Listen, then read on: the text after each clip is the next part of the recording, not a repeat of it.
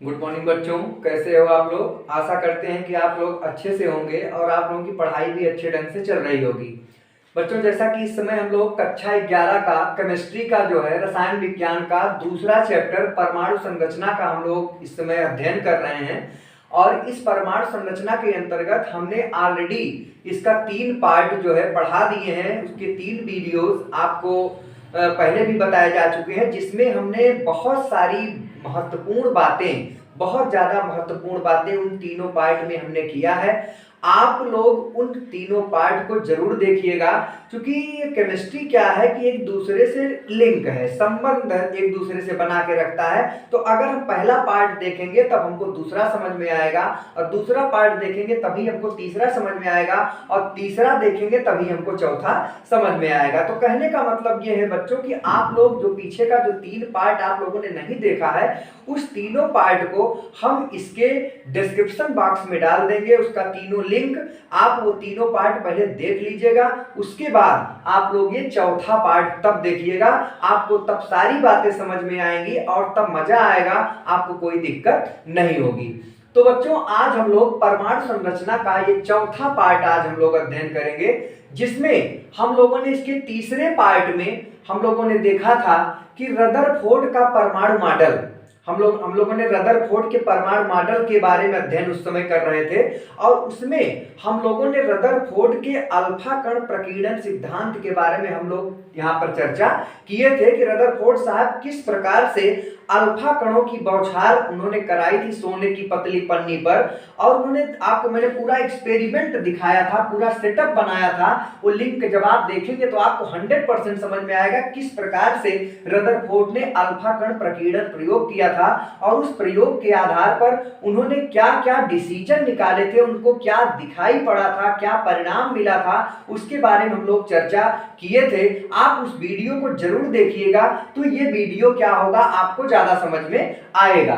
तो जैसा कि उस जहां पर हम उसको छोड़े थे उसी को थोड़ा सा रिकैप करते हुए, उसको थोड़ा सा जानते हुए हम लोग पार्ट 4 में प्रवेश करेंगे। जैसा कि बच्चों हमने आपको पार्ट 3 में रदरफोर्ड के अल्फा कण प्रकीर्णन सिद्धांत में हमने आपको बताया था, जैसे मान लीजिए कोई ये परमाणु है, ये परमाणु है। परमाणु पर क्या हुआ था कि इन्होंने अल्फा कणों की अर्थात हीलियम के नाभिक की इन्होंने बौछार कराई थी।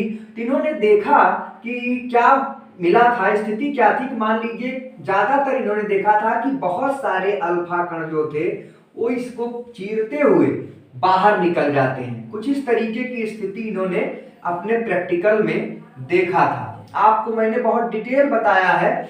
ये इन्होंने प्रेक्षण जो इन्होंने देखा, प्रेक्षण का मतलब हमने आपको बताया था, जो प्रयोग इन्होंने किया था, एक तो प्रायोगिक व्यवस्था थी, दूसरा प्रेक्षण था, और तीसरा परिणाम था। तो जो इन्होंने प्रेक्षण ऑब्जर्वेशन जो इनका था, जो इन्होंने सेटअप बनाने के बाद जो इन्होंने देखा कि जब अल्फा कणों का जब इन्होंने बौछार कराया परमाणु पर, सोने की पतली जो सोने का जो सोना एक लिए थे उन्होंने, सोने की पतली चादर पर उन्होंने अल्फा कणों की बौछार कराई थी। तो उन्होंने जो देखा था, उन्होंने क्या देखा कि बहुत से अल्फा कण, लगभग 90% अल्फा कण क्या थे, वो परमाणु को भेदते हुए बाहर निकल जाते हैं। कुछ अल्फा कण ऐसे भी थे कि वो क्या हुए कि जैसे मान लीजिए यहां पर वो आए, यहां पर आए, और क्या हुआ, यहां से छोटे से एंगल से अर्थात अल्प कोण से वो अपनी दिशा से थोड़ा सा विक्षेपित हो जाते हैं। यहां पर आप देखिए कि थोड़ा सा ये जो सीधा गया था वो सीधा न जाके थोड़े से कोण से, अल्प कोण से ये विक्षेपित हो जाता है। कुछ ऐसे अल्फा कण भी थे, आप देख रहे हैं कि वो अल्प कोण से इस तरीके से विक्षेपित हो जा रहे हैं।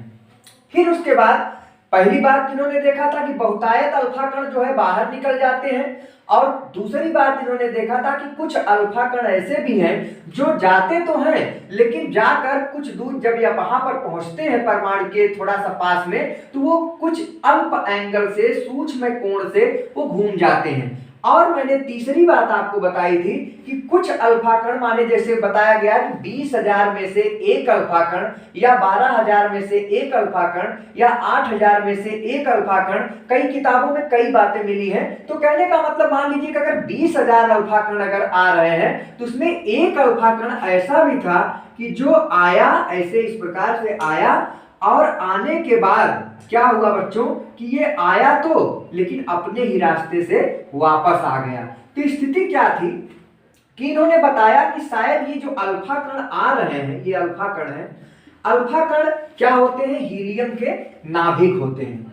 अल्फा कण जो होते हैं ये हीलियम के नाभिक होते हैं, अर्थात He+2, He का मतलब हीलियम, ये He+2 मतलब ये ही अल्फा कण है, ये अल्फा कण है। तो आप जानते हैं कि अल्फा कण पर आवेश कैसा था? धन आवेश था।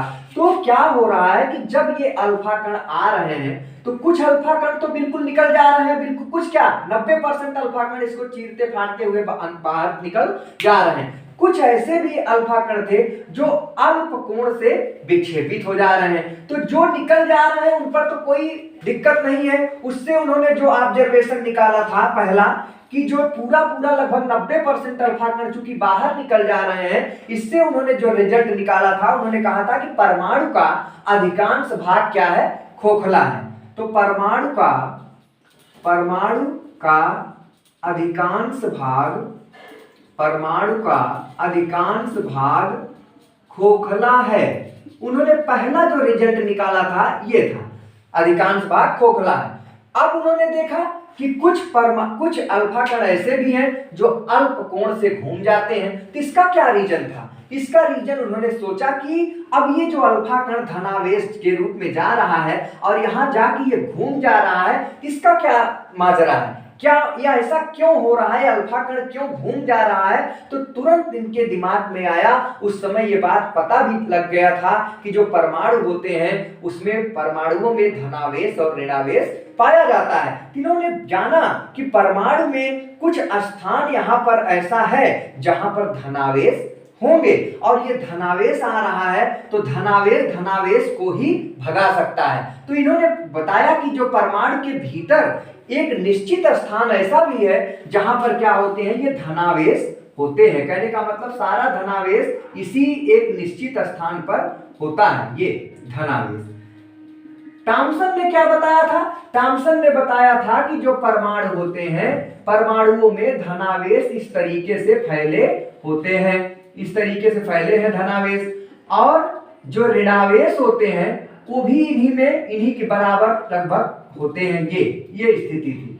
ये तो क्या बताया था? थॉमसन ने बताया था। लेकिन रदरफोर्ड ने कहा नहीं, ऐसा नहीं है कि परमाणु में धनावेश चारों तरफ फैले होते हैं। उन्होंने कहा कि अगर चारों तरफ ये फैले होते धनावेश तो ये क्या होता कि जो अल्फा कण सीधा निकल जा रहे हैं वो सीधा न निकल पाते, कहीं न कहीं उनमें कुछ न कुछ विचलन हो जाता, वो अपने रास्ते से थोड़ा बहुत डगमगा जाते। लेकिन यहाँ पर स्थिति ये है कि जो अल्फा कण है अर्थात जो धनावेश है वो पूरे परमाणु में न होकर उसका एक निश्चित स्थान है और उसी निश्चित स्थान को उन्होंने कहा कि वो जो आपका धनावेश है वो पूरे, चूंकि उस पर धनावेश सब इकट्ठा हुए हैं, इसीलिए अल्फा कण जब यहाँ से आया तो इस धनावेश को देख के डर के मारे यहाँ से घूम गया। ठीक है, इसके पास तो रास्ता था, ये घूम गया।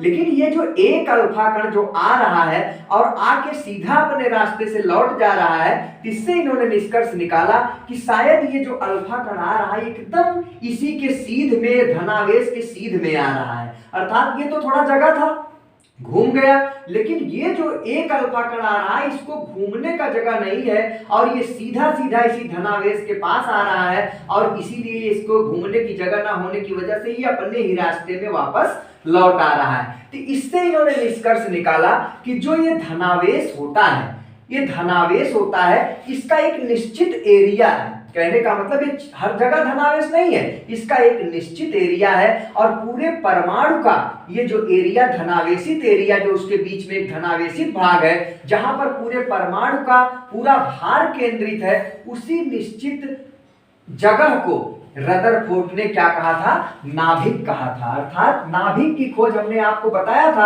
अल्फा कण प्रकीर्णन सिद्धांत में कि रदरफोर्ड ने अल्फा कण प्रकीर्णन सिद्धांत जो उन्होंने दिया था उसी आधार पर इन्होंने बताया कि परमाणु के अंदर एक अति सूक्ष्म, बहुत ही छोटी जगह पर धनावेश भी होता है और वो जहां पर पूरे परमाणु का भार केंद्रित होता है और उसी जगह को इन्होंने क्या कहा, रदरफोर्ड ने नाभिक कहा।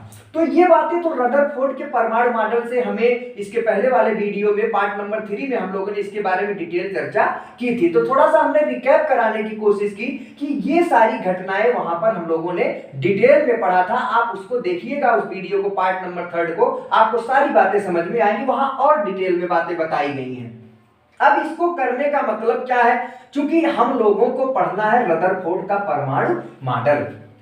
तो अब इस स्थिति में जो इन्होंने प्रयोग किया था, जो इन्होंने प्रेक्षण देखा था, जो इन्होंने रिजल्ट निकाला था, इसके आधार पर इन्होंने परमाणुओं के बारे में कुछ बातें बताई थी जिसको रदरफोर्ड का परमाणु मॉडल कहा गया। आइए उन बातों पर हम लोग चर्चा करते हैं कि वो कौन कौन सी बातें हैं जिसको रदरफोर्ड ने इस प्रैक्टिकल के आधार पर, इस अल्फा कण प्रकीर्णन सिद्धांत के आधार पर उन्होंने बताया था। आप लोग उसके बारे में जानिए, क्योंकि आज का जो मुख्य टॉपिक है वो यही है कि जो आपका ये रदरफोर्ड का परमाणु मॉडल वो क्या है। तो इसको हम थोड़ा सा मिटाते हैं और देखते हैं कि किस प्रकार से रदरफोर्ड का परमाणु मॉडल आया और उन्होंने क्या क्या बातें बताई थी अपने परमाणु मॉडल में।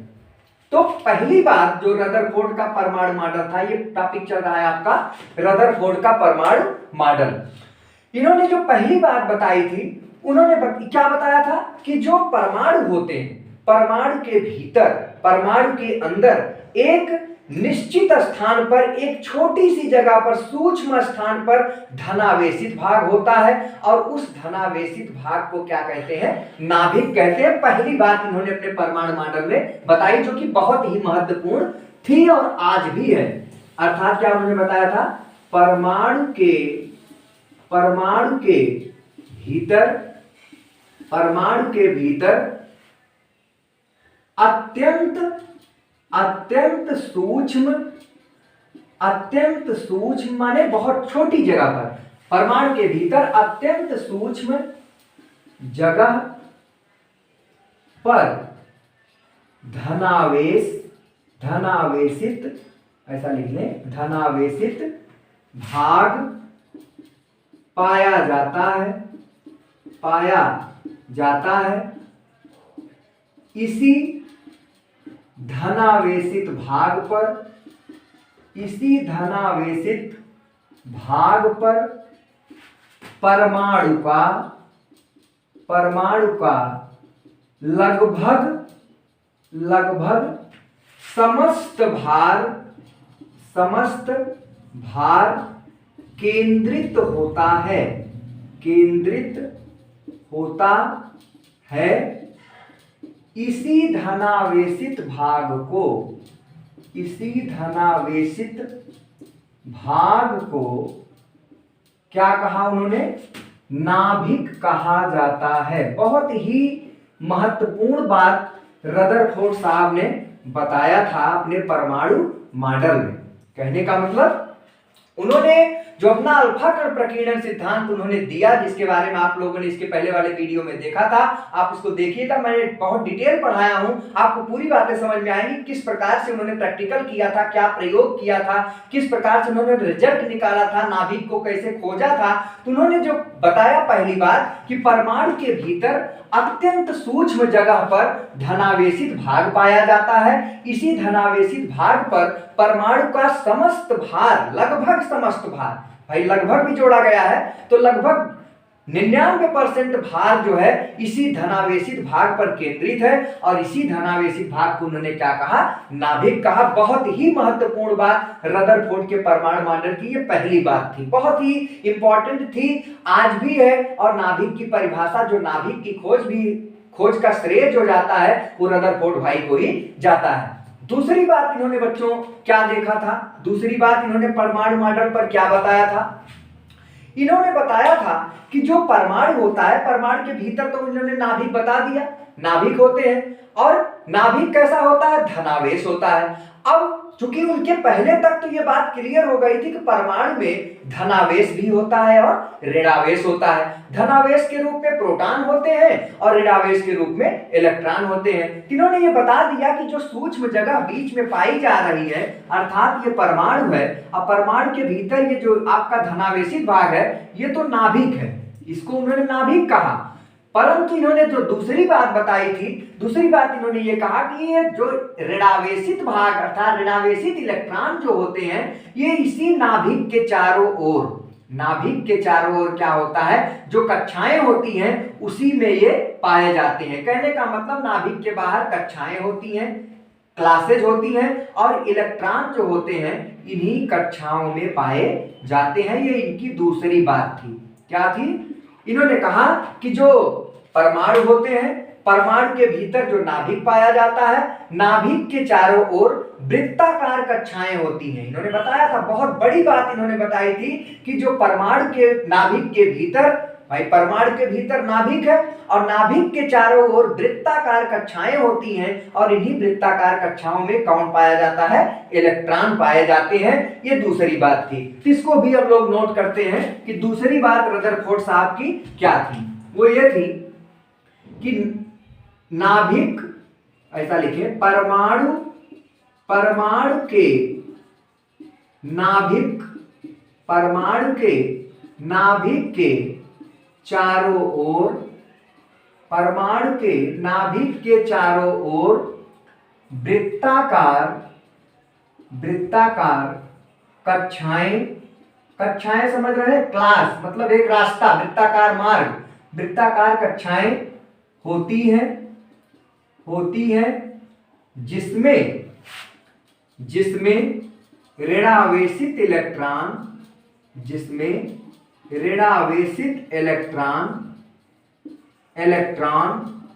पाए जाते हैं, पाए या इलेक्ट्रॉन चक्कर लगाते हैं, आप ऐसा लिख लीजिए, इलेक्ट्रॉन चक्कर लगाते रहते हैं।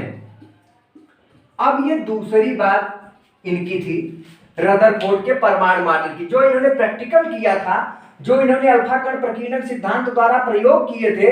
इनसे दो बातें निकल के सामने आई। पहली बात तो इन्होंने बताया कि परमाणु के भीतर जो एक अत्यंत सूक्ष्म भाग होता है, धनावेशित भाग होता है, जहां पर परमाणु का लगभग समस्त द्रव्यमान केंद्रित होता है, उस जगह को इन्होंने नाभिक कहा। और दूसरी बात जो महत्वपूर्ण इन्होंने बताई कि परमाणु के नाभिक के चारों ओर क्या होती हैं, वृत्ताकार कक्षाएं होती हैं और उन्हीं वृत्ताकार कक्षाओं में इलेक्ट्रॉन चक्कर लगाते हैं। इस बात को अगर थोड़ा सा समझा जाए, अब बात यह बनती है कि कैसे ये पता लगाए कि जो इलेक्ट्रॉन होते हैं ये वृत्ताकार कक्षा में चक्कर लगाते हैं। भाई इन्होंने देखा तो नहीं था, अब पता नहीं इलेक्ट्रॉन चक्कर लगा रहे थे कि इलेक्ट्रॉन बैठे थे, इसकी जानकारी कैसे हुई? भाई दिमाग में यह भी प्रश्न आया कि भाई जब इलेक्ट्रॉन को इन्होंने देखा नहीं, उस समय टेक्नोलॉजी इतनी डेवलप नहीं थी। आज तो मान लीजिए 3D 4D डायमेंशन हम लोग देखकर समझ जाते हैं, कहीं ना कहीं आपका इतना साइंस डेवलप हो गया है कि इलेक्ट्रॉन प्रोटॉन को भी हम लोग देख ले रहे हैं, ऑब्जर्व कर ले रहे हैं। लेकिन जब ये इन्होंने बताया था तब उस समय ऐसी कोई तकनीकी थी नहीं।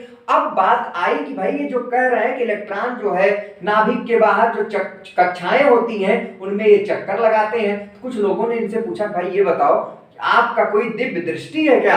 आपके आंख में कोई ऐसा लेंस लगा है कि जो बिल्कुल इलेक्ट्रॉन को देख रहा हो? आप ये कैसे कह सकते हैं कि इलेक्ट्रॉन चक्कर लगा रहा है? हो सकता है कि इलेक्ट्रॉन बैठा ही हो सकता है इलेक्ट्रॉन सो ही रहा हो। तो इस बात को अगर हम लोग थोड़ा सा समझने की कोशिश करें तो उसमें यह बात इन्होंने बताया था कि देखिए, और सही भी है, इन्होंने बात स्पष्ट की थी कि जैसे मान लीजिए ये आपका नाभिक है, परमाणु का नाभिक है, और मान लीजिए ये आपका इलेक्ट्रॉन यहाँ पर इलेक्ट्रॉन है, ठीक है, ये इलेक्ट्रॉन है। अब ये इसके बाहर जो है चक्कर मार रहा है, वृत्ताकार कक्षा है, मान लो इसको बना ही देते हैं, ये यहाँ पर ये चक्कर मार रहा है।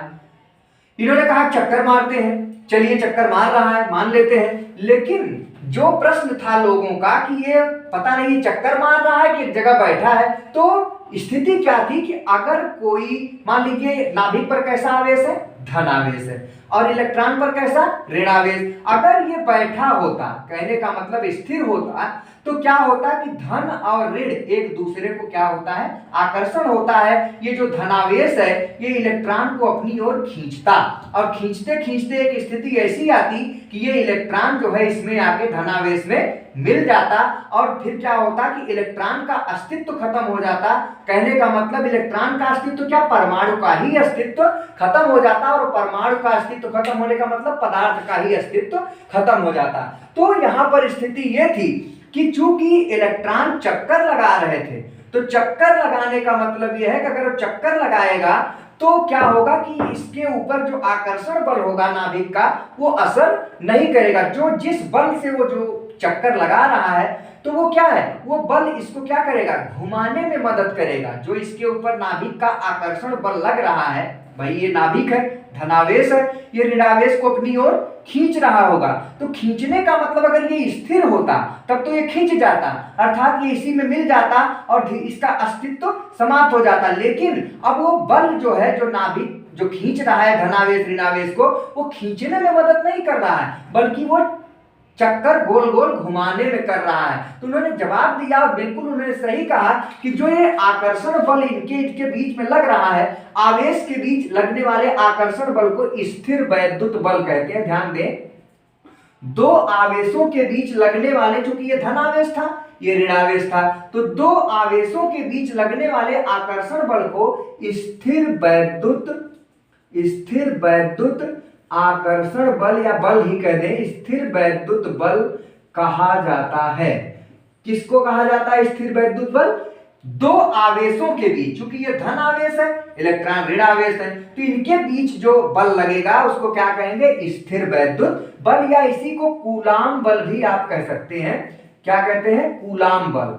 तो जो कूलाम बल लग रहा है, जो स्थिर वैद्युत बल इनके बीच में लग रहा है, वो उसका काम इसको खींचना नहीं है, बल्कि उसका काम क्या है ना, इसको घुमाना, चारों तरफ घुमाना। कहने का मतलब आप एक एग्जांपल ले सकते हैं कि जैसे मान लीजिए आप मान लीजिए आप अपने दोस्त को आपने खेला होगा कि आप ऐसे हाथ पकड़ के आप घूमते हो, ऐसे चक्कर गोल गोल घूमते हो, तो लगता है कि वो हमें खींच रहा है और हम उसे खींच रहे हैं। तो जब वो जितना खींच रहा है जिस बल से, उसी बल से उसको हम खींच रहे हैं, तभी हम लोग गोल गोल घूम रहे हैं। अगर उसी में से किसी का बल कम या ज्यादा हुआ तो ज्यादा वाला कम वाले को क्या करेगा, खींच लेगा, और वो वृत्ताकार जो बना था, गोल गोल घूमा जा रहा था, वो घूमना वृत्ताकार बंद हो जाएगा और कहीं न कहीं जो ये वृत्त बन रहा है बंद हो जाएगा।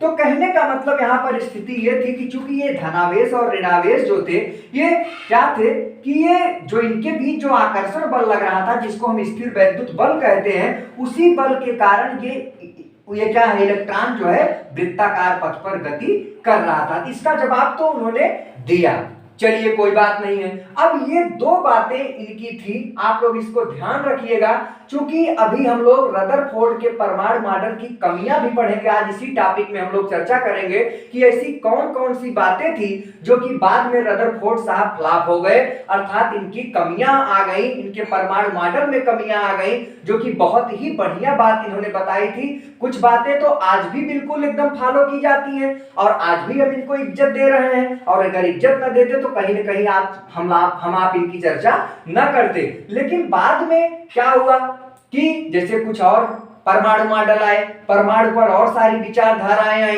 इनके बाद इन्हीं के टाइम में, भैया बात तो ना कहें, इन्हीं के पीरियड में एक इन्हीं के सगे संबंधी ही रहे होंगे, इनका जड़ खोदने के चक्कर में पड़े हुए थे, और वो थे बोहर साहब।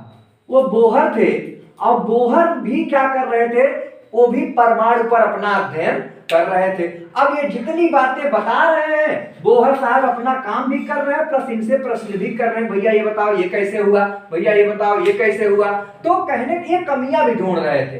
तो कमियां जब तक नहीं ढूंढेंगे तब तक इनका कोई अपना सिद्धांत आएगा नहीं। तो चूंकि रदरफोर्ड का जो परमाणु मॉडल था वो बहुत ही अच्छा था, क्योंकि जो थॉमसन के परमाणु मॉडल, थॉमसन ने क्या बताया था कि तरबूज मॉडल उन्होंने दिया था, और उन्होंने बताया था कि परमाणु में जो धनावेश होते हैं वो पूरा तरबूज की लाल वाले की तरह, जैसे लाल वाला हिस्सा पूरा धनावेश है और उसमें जो बीज होते हैं वो इलेक्ट्रॉन होते हैं। लेकिन उसको कहीं ना कहीं उन्होंने नकारा, और रदरफोर्ड ने जो बताया उन्होंने बहुत बड़ी बात बताई कि ऐसा नहीं है कि धनावेश चारों तरफ होते हैं, ऋणावेश भी उन्हीं के बीच में पाए जाते हैं, बल्कि उन्होंने बताया नहीं ऐसा नहीं है, परमाणु का अधिकांश भाग खोखला है, और जो धनावेशित भाग है वो हर जगह नहीं फैला है, बल्कि वो एक निश्चित एरिया है, एक सूक्ष्म जगह है जहां पर ही वो केवल धनावेश है, और ये ऋणावेशित इलेक्ट्रॉन जो है वो उसके चारों ओर वृत्ताकार कक्षाएं हैं, उसमें वो चक्कर लगा रहे हैं। सोचो कितनी बड़ी बात इन्होंने थॉमसन के परमाणु मॉडल पर कितना बड़ा प्रहार इन्होंने किया था, और थॉमसन में के परमाणु मॉडल में जो कमियां ढूंढे लोग, उसको इन्होंने दूर किया कि नहीं भाई ऐसा नहीं है, थॉमसन साहब जैसे कह रहे हैं ऐसा नहीं है कि पूरा धनावेश फैला है, ऋणावेश उसी में तरबूज के बीच की जो उन्होंने उदाहरण दिया था तरबूज का, उन्होंने कहा ये सही नहीं है। तो ये जो बात थी इनकी, दो बातें, नाभिक की खोज और ये जो उन्होंने बताया कि नाभिक के चारों ओर वृत्ताकार कक्षाएं होती हैं और उसमें इलेक्ट्रॉन क्या होते हैं, चक्कर लगाते हैं। तो बल्कि वैज्ञानिक और लोगों ने इनसे और भी प्रश्न किया कि भैया ये बताओ कैसे आपने देख लिया, आप किस दिव्य दृष्टि से आपने पहचान लिया, कैसे आप कोई साधु महात्मा है क्या, या आप कोई भगवान से कोई चश्मा लेके आए हैं कि उस चश्मा के माध्यम से आप देख लिए भैया इलेक्ट्रॉन है, ये क्या है कि भाई कक्षाओं में घूम रहा है, चक्कर मार रहा है, कैसे आप बता दिए? भाई उस समय तो इतनी टेक्नोलॉजी भी नहीं थी, आज हम लोग जानते हैं इलेक्ट्रॉन चक्कर लगा रहे हैं, लेकिन उस समय लोगों का प्रश्न सही था। लेकिन इन्होंने बताया कि बिल्कुल सही बात बताई कि देखिए जो कोई भी आवेश जो होता है, कोई भी चीज अगर हम गोल गोल घुमाते हैं, जैसे मान लीजिए कोई चीज पत्थर ले लो, उसको रस्सी से बांध लो और उसको आप ऐसे ऐसे घुमाओ, ऐसे ऐसे घुमाओ, तो होता क्या है कि वो गोल गोल पूरा वृत्ताकार पथ पर वो घूम रहा है, और वो तब तक वृत्ताकार पथ पर घूमेगा जब तक रस्सी तनी रहेगी रस्सी, तो एक वृत्ताकार पथ पर घूमता रहेगा। और आप अनुभव भी कर सकते हो, फील कर सकते हो कि एक बल कहीं ना कहीं अंदर की ओर उसको खींच रहा होता है, क्योंकि जैसे ही अचानक अगर आप रस्सी छोड़ दीजिए या रस्सी टूट गई तो वो सीधा बाहर की ओर भागता है। पत्थर आपको बिल्कुल रस्सी बाहर की ओर भागती है, अंदर की ओर नहीं आती है, इसका मतलब हमने उसको कहीं खींच रखा था। वही स्थिति थी यहाँ पर, जो धनावेश है वो ऋणावेश को खींच रहा है, लेकिन खींचने का काम नहीं कर रहा है, बल्कि इसको गोल गोल घुमाने का काम कर रहा है। ठीक वही कॉन्सेप्ट यहाँ पर भी था। इस बल को जो दो आवेश के बीच लगता है आकर्षण बल, उसको स्थूल वैद्युत बल या कूलाम बल कहा गया। ये दोनों बातें इन्होंने रदरफोर्ड ने बताई अपने परमाणु मॉडल में, लेकिन अब उसी समय बोहर साहब भी परमाणु मॉडल पर काम कर रहे थे। और इसी पीरियड में हम एक वैज्ञानिक को नहीं भूल सकते हैं, उनका नाम था मैक्सवेल।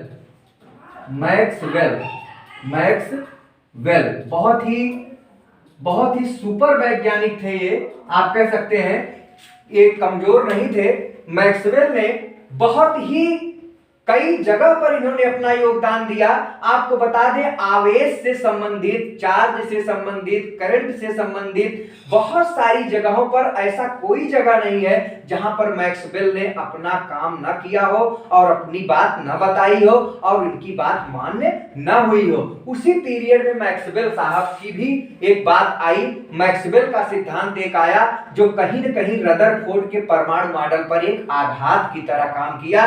कहने का मतलब मैक्सवेल ने जो बात बताई थी वो रदरफोर्ड के परमाणु, जो रदरफोर्ड साहब जो बताए थे, उन पर एक कहीं न कहीं कुठाराघात था और इनका मेहनत पर कहीं न कहीं एक प्रकार से आप कह सकते हो इनका विपरीत बात यहाँ पर मैक्सवेल ने बताया। अब आइए हम लोग जानते हैं थोड़ा सा कि मैक्सवेल ने उस समय क्या बात बताई थी और मैक्सवेल की बात से ऐसी क्या बात थी जो रदरफोर्ड का परमाणु मॉडल फेल होता नजर आया। इसका आप एक स्क्रीनशॉट ले लीजिए, तो हम लोग थोड़ा मैक्सवेल के सिद्धांत पर थोड़ी चर्चा कर लें। क्योंकि अब हम लोग धीरे धीरे मॉडल की, ये तो रदरफोर्ड का परमाणु मॉडल था, ये जो आपने देखा, इसका एक स्क्रीनशॉट रखिए। अब इसकी कमियों पर हम आ रहे हैं कि रदरफोर्ड के परमाणु मॉडल की कमियां क्या थी। तो कमी पढ़ने से पहले हम इनकी कमियां निकालेंगे, और हम नहीं निकालेंगे बल्कि उस समय मैक्सवेल ने जो सिद्धांत दिया था, उस मैक्सवेल के सिद्धांत से कहीं न कहीं रदरफोर्ड के परमाणु मॉडल ये जो दोनों दिया गया था, इसमें कहीं न कहीं कमी पाई गई और कुछ प्रश्न ऐसे थे जिनका जवाब रदरफोर्ड साहब के पास नहीं था। वहां पर प्रश्न किया गया कि भाई ऐसा है तो आप बताइए, क्या ऐसा संभव है? तो रदरफोर्ड भाई साहब ने कहा भाई मेरे पास तो इसका कोई जवाब ही नहीं है। अब जब जवाब नहीं है तो जाहिर सी बात है रदरफोर्ड का परमाणु मॉडल वहां पर फेल हो गया। उनकी कमियां जो थी उनके बारे में हम लोग पढ़ेंगे, किस आधार पर पढ़ेंगे? मैक्सवेल के सिद्धांत से। इसका एक स्क्रीनशॉट ले लीजिए, तब हम आगे देखें। आइए चलिए अब हम लोग देखते हैं कि मैक्सवेल ने उस समय कौन सी ऐसी बात बताई थी जो रदरफोर्ड के परमाणु मॉडल में एक प्रकार से कमी को लाके सामने खड़ा कर दी। मैक्सवेल नाम इनका याद रखिएगा, बहुत ही महत्वपूर्ण व्यक्ति थे, बहुत ही कह सकते हैं कि वीआईपी आदमी थे, ये किसी से कम नहीं थे। और इनका सिद्धांत तो लगभग हम तो समझते हैं, आप लोग भी जानिए कि कहीं ऐसा कोई जगह नहीं, फिजिक्स में, केमिस्ट्री में, हर जगह ही अपना परचम लहराए थे। उसी समय इन्होंने एक बात बताई थी, आप लोग ध्यान से सुनिएगा। पहले रदरफोर्ड की कमियां न जानिए, पहले मैक्सवेल ने क्या कहा था उसके बारे में हम लोग थोड़ा सा पढ़ते हैं कि मैक्सवेल ने क्या बात बताई थी उसी समय जब रदरफोर्ड का परमाणु मॉडल आया था और बहुत प्रचलन में था, बहुत बढ़िया लोग मान रहे थे, रदरफोर्ड का जयकार हो रहा था, रदरफोर्ड को कंधे पर बैठा के घुमाया जा रहा था, कई सालों तक कंधे पर घूम रहे थे। भाई बहुत बड़ा काम किया था इन्होंने, नाभिक के बारे में बताया था, इन्होंने इलेक्ट्रॉनों के बारे में बताया कि इलेक्ट्रॉन जो होते हैं क्या होते हैं, वो चक्कर लगाते रहते हैं नाभिक के बाहर कक्षाओं में। थॉमसन के परमाणु मॉडल पर कुठाराघात किए थे इन्होंने, इसलिए इनका जयकारा हो रहा था। अब उसी भाई जयकारा हो रहा था, उसी समय मैक्सवेल का सिद्धांत आता है और मैक्सवेल का सिद्धांत आता है और कहीं कहीं रदरफोर्ड की परमाणु मॉडल में कमी बता देता है और तब दूसरे परमाणु मॉडल की बात आती है। तो पहले सबसे पहले मैक्सवेल के बारे में पढ़ते हैं कि मैक्सवेल ने क्या ऐसी बात बताई थी। बच्चों ध्यान से सुनिएगा, आपको हम बिल्कुल कहानी की तरह बता रहे हैं ताकि आपको ये ना लगे कि रसायन विज्ञान ये बहुत टफ है, और टफ बिल्कुल नहीं है। अगर आप चेन की तरह पढ़ोगे, लिंक बना के पढ़ोगे, जैसे हमने इसके पहले 3 वीडियोस आपको दिए हैं, 3 पार्ट आपको दिए हैं, अगर वो पार्ट आप क्रम से पढ़ेंगे तो 100% मैं आपको कह रहा हूं कि आपको अगला पार्ट समझ में आएगा। लेकिन अगर आप क्रम तोड़ दिए तो जाहिर सी बात है कि आपको बातें नहीं समझ में आएंगी या कम समझ में आएंगी। तो आप हमारी जिम्मेदारी मत दीजिएगा सर आप कैसे पढ़ाए मुझे समझ में नहीं आया। लेकिन अगर आप सारे पार्ट देख लेते हैं तो मैं वादा करता हूं कि आपको कोई भी बात ऐसी नहीं लगेगी कि जो आपको कमी दिखेगी या आपको नहीं समझ में आएगा। चलिए मैक्सवेल के सिद्धांत पर हम लोग चर्चा कर लेते हैं। इन्होंने क्या बताया था? इन्होंने बताया था कि जैसे मान लीजिए अगर ये क्या है, नाभिक है, ये नाभिक है, नाभिक के बाहर क्या बताया गया था, जो कक्षाएं होती हैं उसमें इलेक्ट्रॉन जो होते हैं चक्कर लगाते हैं। चलिए ये हो गया।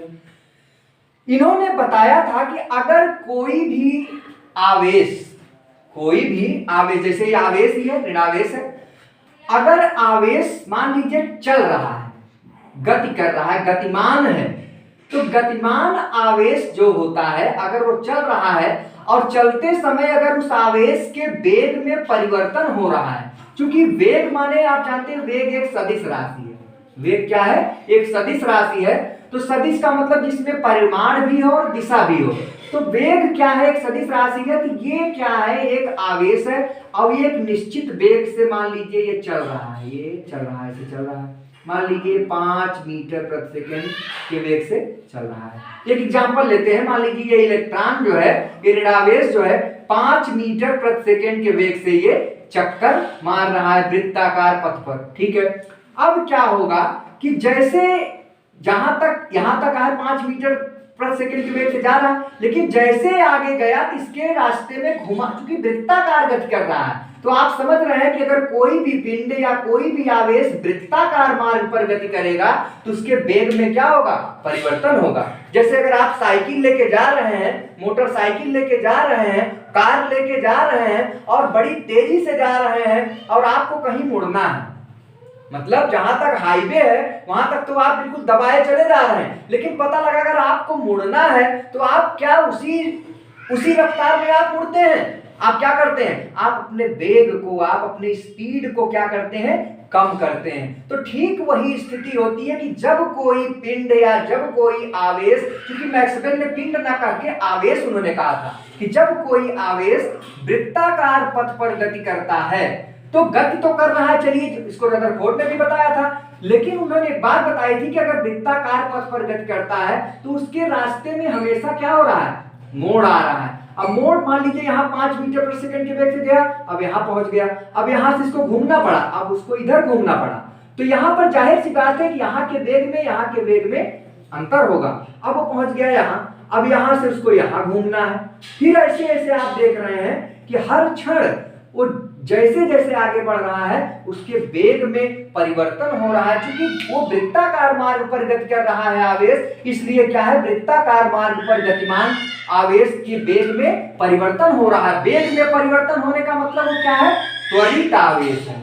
त्वरित आवेश, त्वरित मतलब उसमें त्वरण है, वेग में परिवर्तन का होना कहने का मतलब त्वरण है। तो मैक्सवेल ने कहा था जो उन्होंने अपने सिद्धांत में कि अगर कोई त्वरित आवेश आप जान लीजिए कि त्वरित आवेश का मतलब वह आवेश जिसके वेग में लगातार परिवर्तन हो रहा है उसको त्वरित आवेश कहेंगे। अगर हम केवल आवेश कहते तब तो आवेश तो मान लीजिए आवेश है ही है, लेकिन त्वरित आवेश उसको कब कहेंगे, जब इसके वेग में लगातार परिवर्तन हो रहा हो। तो आप देख रहे हैं कि यही आवेश यहाँ पर जैसे आया है, मोड़ आ गया, घुमाव आ गया, तो यहाँ पर उसका वेग बदला, फिर यहाँ आया, फिर इसका मार्ग बदला, फिर यहाँ पर वेग बदल गया। तो वेग में लगातार परिवर्तन इसके हो रहा है, इसलिए इसका एक नया नाम दे देते हैं त्वरित आवेश। क्योंकि वेग में परिवर्तन हो रहा है, इसमें त्वरण है, अब त्वरण जब यहाँ पर उत्पन्न हो रहा है तो उस आवेश को त्वरित आवेश कहेंगे। तो बात एकदम ध्यान से समझिएगा। तो मैक्सवेल ने क्या कहा था कि जब कोई त्वरित आवेश क्या होता है, गतिमान होता है, तो गतिमान होने के कारण त्वरित आवेश विकिरण उत्सर्जित करता है। विकिरण याद रखिएगा, ये मैक्सवेल ने बताया था, विकिरण निकालता है, उत्सर्जित करता है, उत्सर्जित करता है। अब बात आई विकिरण क्या है, नया शब्द आ गया। तो विकिरण आप ना घबराइए, विकिरण का मतलब आप ऊर्जा समझिए, ये ऊर्जा कहने का मतलब इन्होंने बताया कि जब कोई त्वरित आवेश अगर मान लीजिए गतिमान है तो त्वरित आवेश क्या करता है, वो अपने से ऊर्जा निकालता है, विकिरण को निकालता रहता है। तो विकिरण जब निकालेगा तो जाहिर सी बात है कि धीरे धीरे जब इसकी ऊर्जा जब निकल रहा है इस इलेक्ट्रॉन की, मान लीजिए यही इलेक्ट्रॉन तो है, चारों तरफ घूम रहा है, इसको तो मैंने खाली दिखाया है अलग अलग मोड़ पे, बाकी है तो वही इलेक्ट्रॉन ना। तो क्या हो रहा है कि जैसे जैसे ये घूम रहा है तो त्वरित आवेश होने के नाते, त्वरित आवेश क्यों, क्योंकि इसके वेग में परिवर्तन हो रहा है, इसलिए इसको त्वरित आवेश कहेंगे। अब त्वरित आवेश है तो त्वरित आवेश होने के नाते क्या है, मैक्सवेल ने कहा कि त्वरित आवेश जो होते हैं वो चक्कर लगाते समय क्या निकालते हैं, विकिरण उत्सर्जित करते हैं, अर्थात ऊर्जा उसमें से बाहर निकलती रहती है। और जब ऊर्जा बाहर हर क्षण निकलती रहेगी तो बच्चों आप लोग समझ सकते हो कि जैसे मान लीजिए किसी चीज में कोई चीज निकल ही रहा है, ऊर्जा का उत्सर्जन हो रहा है, तो जाहिर सी बात है कि इस इलेक्ट्रॉन में जो ऊर्जा था वो धीरे धीरे निकल रहा है, तो कम ही तो होगा। भाई अगर हमारे अंदर ऊर्जा है, हम आपको पढ़ा रहे हैं, धीरे धीरे पढ़ाते पढ़ाते पढ़े, 1 घंटा पढ़ाए, 2 घंटा पढ़ाए, 3 घंटा पढ़ाए, 4 घंटा पढ़ाए, एक स्थिति ऐसी आएगी कि हमारी सारी ऊर्जा धीरे धीरे कम होती जाएगी और धीरे धीरे एक स्थिति ऐसी आएगी कि हम चुप हो जाएंगे। वही स्थिति इलेक्ट्रॉन की थी, क्योंकि त्वरित आवेश था, ये जब चल रहा है और ऊर्जा विकिरण के रूप में बाहर निकाल रहा है, तो स्थिति क्या है कि इसकी ऊर्जा में कमी होती जाएगी। तो जो एक इस कक्षा में घूम रहा था, अब ये धीरे धीरे जब इसकी ऊर्जा घटती जाएगी तो ये ऐसे धीरे धीरे सिकुड़ता, मतलब नाभिक के पास ऊर्जा, जब तक ऊर्जा था तब तक तो ये अपने कक्षा में नाच रहा था, लेकिन ऊर्जा जैसे जैसे कम हो रहा है ये धीरे धीरे नाभिक के पास आता हुआ चला जा रहा है और एक स्थिति ऐसी आएगी कि नाभिक से जाके टकरा जाएगा और धनावेश से ऋणावेश की मुलाकात हो जाएगी और इस इलेक्ट्रॉन का समावेश इसमें हो जाएगा, इसमें घुस जाएगा, उसका अस्तित्व समाप्त हो जाएगा और बातें बिगड़ जाएंगी। यही बात कौन बताया था, मैक्सवेल ने कहा कि ये बात ऐसी होती है क्योंकि इलेक्ट्रॉन ऋणावेश है और धनावेश के चारों ओर चक्कर लगा रहा है। तो उन्होंने कहा भाई ये तो त्वरित आवेश है और त्वरित आवेश है तो जाहिर सी बात है कि ये चल रहा है, तो इसकी ऊर्जा जब विकिरण का उत्सर्जित कर रहा होगा, विकिरण निकाल रहा होगा, ऊर्जा निकल रही होगी। तो ऊर्जा निकल रही है तो जाहिर सी बात है कि धीरे धीरे इसकी ऊर्जा में कमी होती जाएगी और जैसे जैसे इसकी इलेक्ट्रॉन की ऊर्जा कम होती जाएगी धीरे धीरे नाभिक के पास आके नाभिक में घुस जाएगा और नाभिक और इलेक्ट्रॉन सबका क्या हो जाएगा, अस्तित्व समाप्त हो जाएगा, पूरे परमाणु का अस्तित्व समाप्त हो जाएगा। इसी बात को, मैक्सवेल की बात को लोग ध्यान में रखते हुए रदरफोर्ड साहब से प्रश्न किया गया कि क्या आपके पास इसका कोई जवाब है। क्या इसके पास आपके पास कोई जवाब है इस बात का? तो उन्होंने भाई सोचा, तो उन्होंने जवाब इसका नहीं दे पाए, उन्होंने इसकी व्याख्या नहीं कर पाए कि हाँ बात तो सही है कि अगर भाई त्वरित आवेश चल रहा है तो ऊर्जा निकालेगा, और ऊर्जा निकालेगा तो उसकी ऊर्जा में कमी होगी, और कमी होने के नाते क्या होगा, ये परमाणु इसी इलेक्ट्रॉन इसी धनावेश में चला जाएगा और उस परमाणु का अस्थायित्व समाप्त हो जाएगा, जो कि ऐसा नहीं है। परमाणु तो अस्थायी होते हैं। अगर ऐसा होने लगे कि अगर इलेक्ट्रॉन घूमते घूमते नाभिक में घुस जाए, जैसे ये मार्कर है, ये भी एक पदार्थ है, ये भी परमाणु से बना है। अब क्या हुआ, मान लीजिए अगर ये इलेक्ट्रॉन घूमते घूमते अगर क्या होगा, नाभिक में धीरे धीरे चला जाएगा, तो ये जो मार्कर है आज ये इतना बड़ा है, कल पढ़ाने आएंगे तो इसमें इतना कटा रहेगा, क्योंकि क्या होगा, कुछ परमाणु कम हो जाएंगे, भाई बहुत सारे परमाणु होंगे इसमें, परसों आएंगे तो कुछ और परमाणु समय बेकार हुआ रहेगा। धीरे धीरे इस हिसाब से तो हमारा जो मार्कर है ये कुछ दिन बाद तो गायब हो जाएगा, इसका मतलब पूरा ब्रह्मांड गायब हो जाएगा। तो कहीं ना कहीं परमाणु मॉडल जो रदरफोर्ड साहब का था, इस बात की व्याख्या नहीं कर पाया, अर्थात एक कमी के रूप में थी। वो कमी ये थी कि अगर ये त्वरित आवेश है तो इसका ऊर्जा विकिरण उत्सर्जित करेगा, और जब विकिरण उत्सर्जित करेगा तो इसको धीरे धीरे क्या होगा, इसके ऊर्जा में कमी होने के नाते ये इसमें आके गिर जाएगा और इसका अस्तित्व समाप्त हो जाएगा, अर्थात परमाणु का अस्तित्व समाप्त हो गया। तो हम इसका जवाब रदरफोर्ड साहब के पास नहीं था, अर्थात जो पहली कमी थी रदरफोर्ड के परमाणु मॉडल की, वो थी परमाणु के अस्थायित्व की व्याख्या नहीं कर पाया। पहला याद रखिएगा, परमाणु के अस्थायित्व माने स्टेबिलिटी, अस्थायित्व की व्याख्या नहीं कर पाया। पहली कमी निकली, क्या निकली, बहुत ही इंपॉर्टेंट कमी थी, और वो किस आधार पर निकली, मैक्सवेल के सिद्धांत पर। चूंकि ये बात मैक्सवेल ने बताया था, उन्होंने बताया था कि अगर कोई त्वरित आवेश है, अगर वो चल रहा है तो चलता है त्वरित आवेश, तो उसमें विकिरण निकलेगा, विकिरण उत्सर्जित होगा।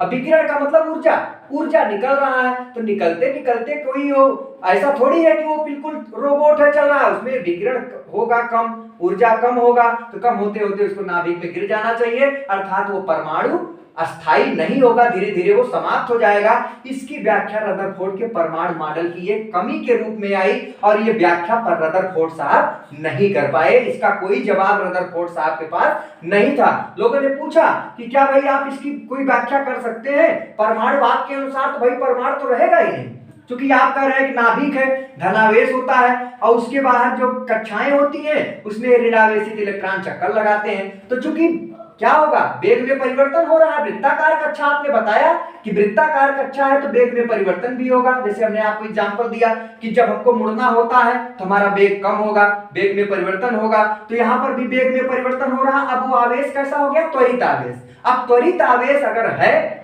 चल रहा है, तो विकिरण उत्सर्जित करेगा, और विकिरण उत्सर्जित करेगा का मतलब ऊर्जा उत्सर्जित करेगा, और ऊर्जा उत्सर्जित करेगा बच्चों तो क्या होगा, उसके ऊर्जा में कमी आएगी, और कमी आते आते धीरे धीरे वो सिकुड़ता हुआ चला जाएगा और नाभिक से जाके टकरा जाएगा। पूरा परमाणु का अस्थायित्व समाप्त हो जाएगा, परमाणु ही समाप्त हो जाएगा, पदार्थ ही समाप्त हो जाएगा। अर्थात परमाणु की अस्थायित्व की व्याख्या नहीं कर पाया क्या, रदरफोर्ड का परमाणु मॉडल। ये तो उनकी पहली कमी थी। याद रखिएगा, कमियां पढ़ रहे हैं हम लोग, कमियां हम लोग पढ़ रहे हैं। तो पहली कमी आप देखिए क्या थी, परमाणु की अस्थायित्व की व्याख्या नहीं कर पाया। कैसे नहीं कर पाया आप देख रहे हैं, प्रैक्टिकल के माध्यम से हमने आपको समझाया। एक कमी और थी, रदरफोर्ड साहब के परमाणु मॉडल की एक कमी और थी। वो क्या थी, आप इसको एक स्क्रीनशॉट ले लीजिए। तो दूसरा कमी आपको बताएं कि वो दूसरी कमी क्या थी जो रदरफोर्ड के परमाणु मॉडल में कहीं ना कहीं दिक्कत खड़ा कर दी। तो एक तो था मैक्सवेल के सिद्धांत से एक कमी निकाल दी गई, दूसरा क्या था आप उसके बारे में भी देखें, क्या ऐसी कमी थी जो रदरफोर्ड साहब को कहीं ना कहीं झटका लगाने का काम, बिजली टच कराने का काम इनको मिला। जो कंधे पर बैठ के नाच रहे थे, इनको कंधे से उतारने का काम होना शुरू हो गया। तो पहला तो आपने देख लिया रीजन कि इन्होंने परमाणु के अस्थायित्व की व्याख्या नहीं कर पाए। दूसरी बात क्या थी, जैसा कि क्या हुआ, होता क्या है कि मान लीजिए अगर कोई ये मान लो धनावेश है, ये नाभिक है, नाभिक के बाहर मान लीजिए ये इलेक्ट्रॉन है, ठीक है, ऋणावेशित इलेक्ट्रॉन है और ये चक्कर मार रहा है, ठीक है, चक्कर, ये त्वरित आवेश है, इसको त्वरित आवेश लिखेंगे, त्वरित आवेश। अब आपको हम जब त्वरित आवेश कहें तो आप कंफ्यूज नहीं होइएगा, आवेश और त्वरित आवेश में अंतर है। आवेश तो आवेशित है ही है, लेकिन ये त्वरित आवेश का मतलब जिसमें वेग में परिवर्तन, चूंकि ये वृत्ताकार पथ पर घूम रहा है तो जाहिर सी बात है कि इसके वेग में परिवर्तन होगा। इसको बार बार हम ना कह के त्वरित आवेश कहें तो आप जान लीजिए कि इस आवेश के वेग में परिवर्तन हो रहा है। क्यों हो रहा है? क्योंकि ये वृत्ताकार पथ पर गति कर रहा है। तो जो ये त्वरित आवेश है, अभी मैंने बताया कि जब वृत्ताकार पथ पर त्वरित आवेश गतिमान होता है तो उससे विकिरण निकलता है, ये भी आपने देखा। तो मान लीजिए अगर ये विकिरण निकाल रहा है इस तरीके से, इलेक्ट्रॉन ऐसे विकिरण निकल रहा है इस तरीके, ठीक है, विकिरण निकाल रहा है लगातार। अगर मान लीजिए इस विकिरण को, अगर मान लीजिए हम क्या करें कि इसका एक मान लीजिए इसका हम फोटो कॉपी लें, इसका एक मान लीजिए इसकी फोटो लें विकिरण का, तो क्या होना चाहिए? मान लीजिए विकिरण आ रहा लगातार, ये होना चाहिए कि भाई ये विकिरण इलेक्ट्रॉन है तो जाहिर सी बात है त्वरित आवेश है तो लगातार विकिरण उत्सर्जित कर रहा है। लेकिन स्थिति क्या थी बच्चों कि जो अगर फोटो इसका लिया गया विकिरण का, जो इसका स्पेक्ट्रम लिया गया, एक नया शब्द आता है स्पेक्ट्रम, स्पेक्ट्रम, अभी नया शब्द आ गया, थोड़ा सा इसके बारे में भी जान लें। स्पेक्ट्रम इसका जब लिया गया, स्पेक्ट्रम क्या होता है? पैटर्न आप कह सकते हो, पैटर्न। ये क्या है भाई? Spectrum pattern. जैसा कि आप यहाँ पर देखो, मान लीजिए सूर्य है, सूर्य किरणें जो उत्सर्जित करता है, मान लीजिए सूर्य के प्रकाश को अगर मान लीजिए हम किसी यहाँ पर मान लो प्रिज्म से मान लीजिए सूर्य का प्रकाश आके टकरा रहा है, ये सूर्य का प्रकाश आके प्रिज्म से टकराया। अब टकराने के बाद क्या होता है कि ये प्रिज्म से टकराने के बाद ये क्या होता है कि अगर यहाँ पर एक स्लाइड लगा दिया जाए तो ये 7 रंगों में बंट जाता है, 1 2 3 4 5 6 7। तो ये जो 7 रंग है, एक 7 कलर है, ये आपका विबग्योर बनता है, VIBGYOR।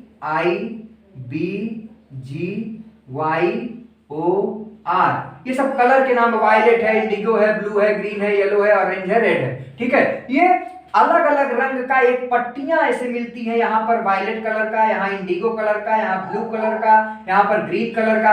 ये जैसे इंद्रधनुष आपने देखा होगा, बरसात के मौसम में देखो आसमान में ऐसे रंगीन इंद्रधनुष आपको दिखाई देता है, वो भी क्या है, एक प्रकार से स्पेक्ट्रम की तरह ही होता है, नहीं पैटर्न होता है, रंगों का पैटर्न। तो स्थिति क्या थी, हम स्पेक्ट्रम समझाने के लिए आपको ऐसा बताए, इसका उदाहरण दिए, यहाँ पर उसकी जरूरत नहीं थी।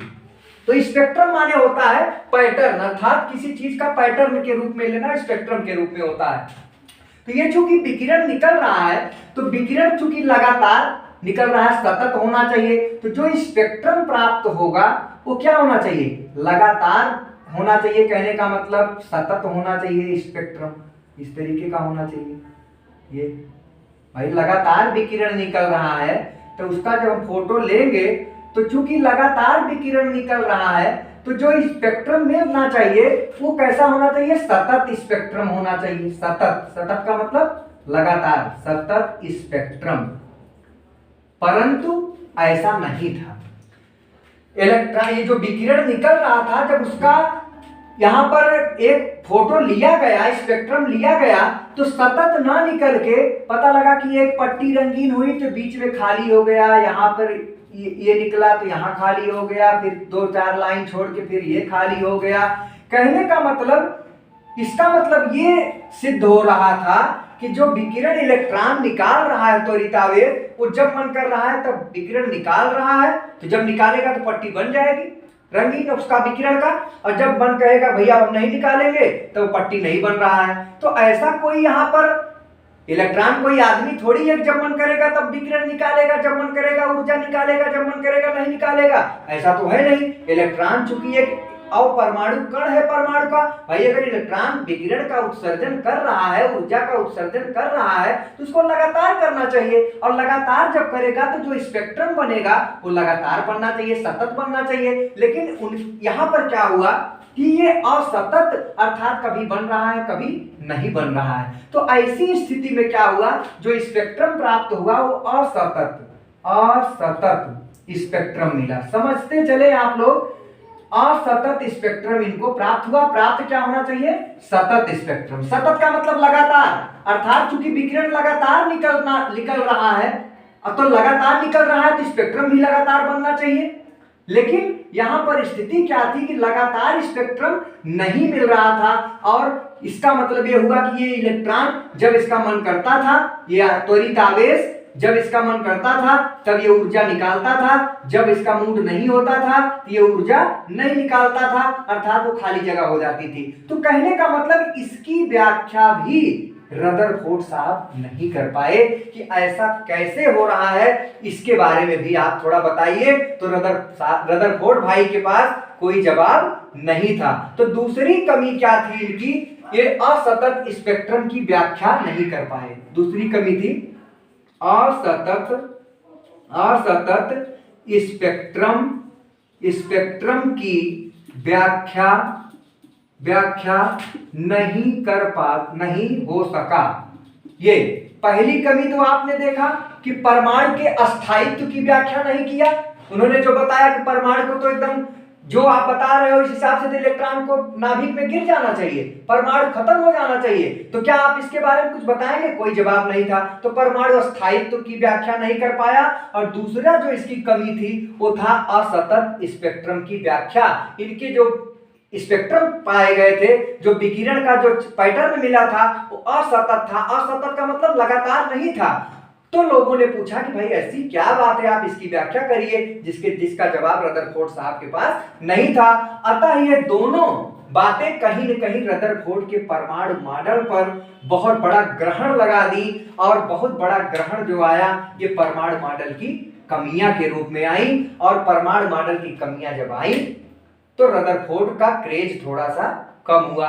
अब इस क्रेज को कम करने के लिए बहुत एक तैयार बैठे थे बोहर साहब, वो इनके पीछे पड़ गए थे कि कैसे करें कि मेरी बात मान ली जाए। तो अगला जो परमाणु का मॉडल आया वो बोहर साहब ने अपना परमाणु मॉडल ला के दिया, और उन्होंने परमाणुओं पर अपना रिसर्च प्रस्तुत किया, अपना अध्ययन उन्होंने दिया, और परमाणु पर जो उन्होंने बातें बताई उसकी चर्चा यहां पर अभी हम नहीं करेंगे, क्योंकि ये बोहर का परमाणु मॉडल जो है ये एक नया टॉपिक है। और हम लोग इतनी बात आपको जरूर कहेंगे कि आगे जो आप इसका पार्ट 5 पढ़ेंगे उसमें हम लोग बोहर के परमाणु मॉडल की चर्चा करेंगे। लेकिन उसके साथ साथ हम लोग रदरफोर्ड के परमाणु मॉडल की कमियां भी जानते रहें, और कमियों को याद रखिएगा आप लोग कि रदरफोर्ड की परमाणु मॉडल की जो कमियां थी उसको पूरा करने का काम बोहर ने किया।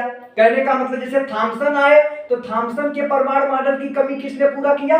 रदरफोर्ड। ये अपना हीरो बने घूम रहे थे। इसके बाद क्या हुआ कि कुछ दिन बाद इनका क्रेज घटना शुरू हो गया। मैक्सवेल साहब इनको जीने नहीं दिए। कहने का मतलब इनका सिद्धांत आया कि इनकी कमियां पाई गई। अब इनकी कमियों को पूरा करने के लिए बोहर साहब अपना परमाणु मॉडल प्रस्तुत करते हैं, जिनकी चर्चा हम लोग अगली वीडियो में करेंगे कि बोहर का परमाणु मॉडल क्या था। लेकिन बच्चों आप लोगों से अनुरोध है कि आप जो भी परमाणु मॉडल पढ़ रहे हैं आप सिस्टम से पढ़िएगा। हम वादा करते हैं कि आपको सारी बातें समझ में आएंगी, क्योंकि जब बोहर का परमाणु मॉडल पढ़ेंगे तो हम लोग क्या करेंगे? रदरफोर्ड की परमाणु मॉडल की कमियों को भी जानेंगे कि ऐसी कौन सी कमी थी जो बोहर के परमाणु मॉडल की जरूरत पड़ी। भाई इतनी बड़ी बात रदरफोर्ड ने बताया था, तो ऐसी कौन सी ऐसी बात थी जो कि कमियों के रूप में आई, जो कि मैंने बताया 2 कमी। क्या वो कमी बोहर पूरा कर पाते हैं अपने परमाणु मॉडल में? तो उसकी चर्चा हम लोग इसके अगले पार्ट में करेंगे। दूसरी बात जो आपसे करनी है, अगर आपको बातें समझ में आ रही हैं तो आप लोग इसको लिखते भी चलेंगे, नोट्स भी बनाते चलेंगे, और अगर अच्छा लग रहा है, वीडियो आपको पसंद आ रही बच्चों, तो आप लाइक करेंगे, अपने दोस्तों में ज्यादा से ज्यादा आप शेयर करिए, ताकि वीडियो अच्छे से हर जगह पहुंचे और चैनल भी ग्रोथ करे। आपको मेहनत से पढ़ा रहे हैं तो कम से कम हमें इतना तो हो कि आप लोग हमें भी सपोर्ट कर रहे हैं। ऐसा नहीं है कि आप अपने को ही सपोर्ट करें, आप दूसरों को भी ध्यान दें, अपने दोस्तों को भी ध्यान दें, वीडियो को शेयर करें, और अगर चैनल पे नए हो तो चैनल को सब्सक्राइब करें। आपको ऐसे ही आगे बहुत ही इंटरेस्टिंग वे में आपको चैप्टर मिलते रहेंगे, पार्ट मिलते रहेंगे। वादा करते हैं कि केमिस्ट्री आपको 100% समझ में आएगी। Thank you so much.